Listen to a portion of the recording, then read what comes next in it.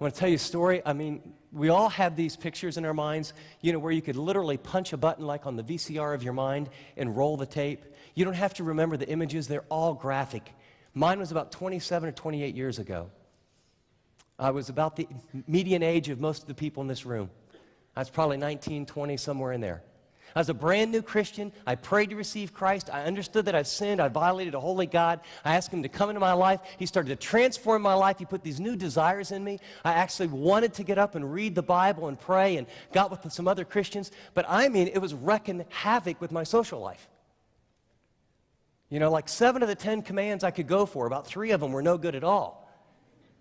And I ended up playing basketball on scholarship at a school that had 4 girls for every guy. And we're coming right out of the 60s, and it's free love. And I'm trying to walk with God. And I'm feeling like, God, I really want to obey you, but I'm going through this emotional and spiritual and struggle and up and down and in and out, failure. And I'm just saying, I don't know how long I can handle this. And then God gave me a vision. Not a vision like out of heaven. Not a vision like, some mystical. I got a vision. And I want to tell you about the vision. I was at the little tiny school, 3,000 or 4,000, and is out in the country, beautiful, beautiful hills of West Virginia, and there was only 2 little churches, a red church and a white church, 1 little grocery store, 2 bars. It's the whole town. If you could get a meal anywhere, you took it. And this young couple asked me over after church to their house, and I drove these windy little roads. It took like 25 minutes to go 4 or 5 miles in my little green Volkswagen Bug, And I finally come over this thing, and it's Norman Rockwell. Old white house, needs a little painting, old barn. I come in, and this couple, they seemed really old. They were like late 20s, early 30s. And they had like a 4.5-year-old and about a 2-year-old. And they were just a little older in Christ than me. I was maybe 1.5 years or 2, maybe they were 3 or 4 years. Just getting started living this new life. And they invited this college student over, and we had this home-cooked meal. And imagine a picture, a Norman Rockwell picture of sort of an old sofa that's tattered, and you go in the kitchen, and everyone's into the kind of retro stuff now, the steel legs and the sticky type topping with the floral patterns, and if you get sticky, that kind. And this beautiful young couple, and I didn't think of them as poor, but I kind of looking back, I realized they didn't have doors on some of the hallways that would have a sheet tied up just to separate the rooms. And I sat around that table, and they don't know all these struggles, and they didn't even know what was going on. But Dave and Lanny, deeply in love, young, with 2 small kids, and I had this great home-cooked meal, and I caught his eye looking at her. And I caught her with that knowing smile backwards, and I thought, now I know they've got a nice friendship, but there's a lot more than that going on here. And you could just feel the energy in the room and the warmth, and can I use the word?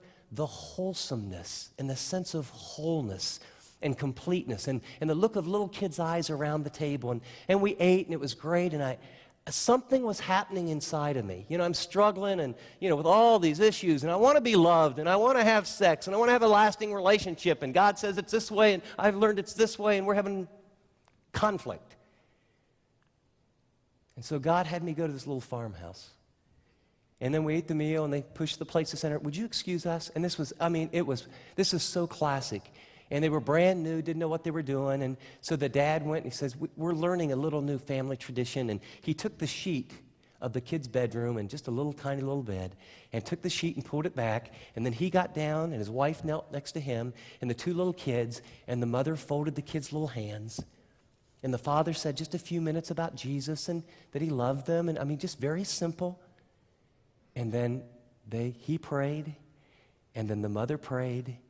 And then, it's not like overhearing when you're listening through a sheet and you can see, right? And I heard the voices of these little kids pray. Just melted my heart. And then, you know how you say goodnight and goodnight kisses and that. Remember when you were a little kid, and I hope you had this experience at least once, where you grabbed your parents' neck like you almost killed them by choking them, and you held them so tight, oh, I love you, I love you, I love you, I love you. And they did that to their mom and dad. And then they came out behind that sheet, and we had coffee and homemade apple pie, a la mode, and we sat around the table and talked. And I was sitting in a room, and my heart was resonating, and all I could feel, I couldn't even verbalize it yet, someday, some way, someday, some way, someday, some way. This is what I'm looking for. I'm thinking I'm going to find it here or there with her or with her. This is what I'm looking for. Someday, some way. I want a woman like this and a family like this and the kind of chemistry they have and a couple little kids and a life where there's that kind of love.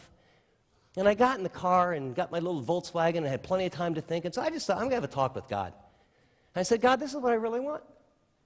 I mean, why are you torturing me? Why do you put all these restrictions? And I don't get it. I'm really tired of it. And I didn't get an audible voice, but the Spirit of God said as clearly as I've ever heard, Chip, that's why I put all the restrictions on sex. You see, you can only get what they have when it's one man, one woman for all time.